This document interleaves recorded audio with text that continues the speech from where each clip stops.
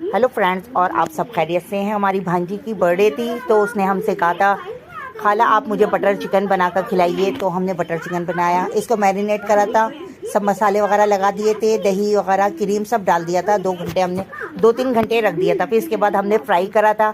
ये देखिए फ्राई हो रहा है। फ्राई होने के बाद हमने इसको मैरिनेट करा था दही और क्रीम से। ये देखिए हमारा चिकन फ्राई हो गया। इसको हमने गैस पे थोड़ा ग्रिल कर लिया था स्मोकी बनाने के लिए। ये देखिए हम ग्रिल कर रहे हैं चिकन को। ये देखिए हमारा चिकन ग्रिल हो रहा है। ये देखिए हमने सारे चिकन को ग्रिल कर लिया था। आप हमारा चैनल देखते हैं, सब्सक्राइब नहीं करते, ना लाइक करते, ना शेयर करते। आप मेरा चैनल, आपको मेरी वीडियो अच्छी लगी है तो लाइक करिएगा, शेयर करिएगा। अब हमारी भांजी बोलेगी। हेलो गाइस, ये पकाई थी, ये बोटी पकाई थी गाइस। और ये देखिए हमारा चिकन तैयार हो गया था। इसको मैरिनेट कर दिया था। आपको हमारा चैनल अच्छा लगे तो लाइक करिए। बाय।